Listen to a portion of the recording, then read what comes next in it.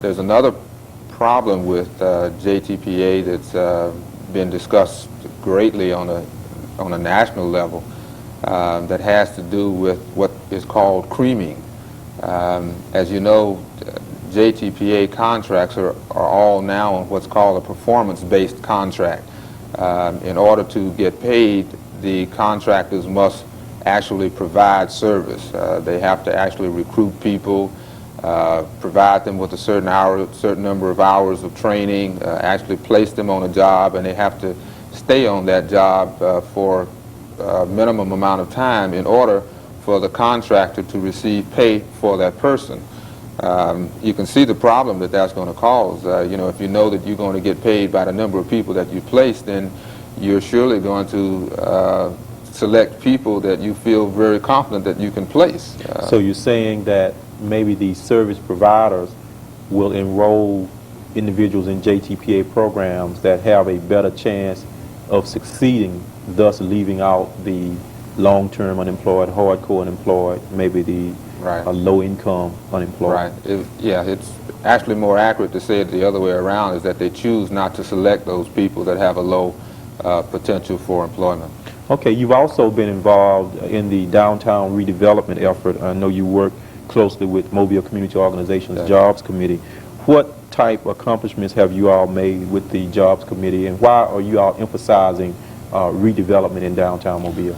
Well, we got involved in that through looking at jobs and trying to see what the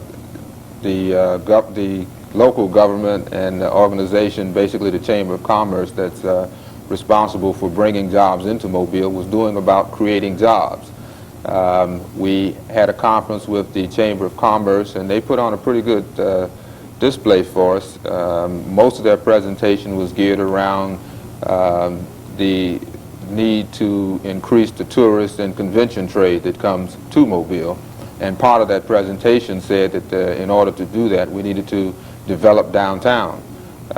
So as a result of that, we started looking in trying to find out what was happening about in terms of trying to do some downtown development, and through development of downtown, create jobs for people in the community. We've gotten a great deal of interest.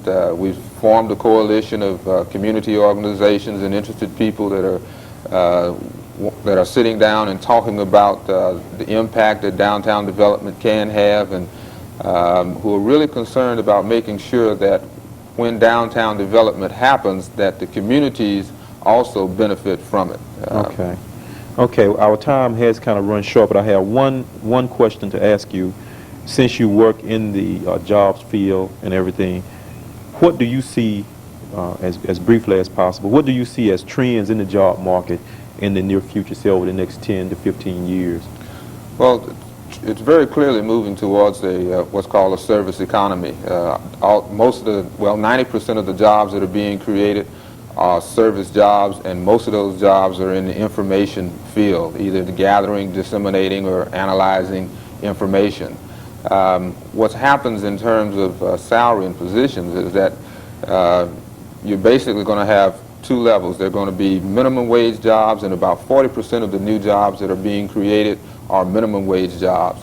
The rest of the jobs are going to be salaried and professional positions. Okay, so people can get jobs, but they're going to be service-orientated jobs, and they're generally lower-paying minimum wage jobs. Right, and the good jobs are going to require skills and education. Okay.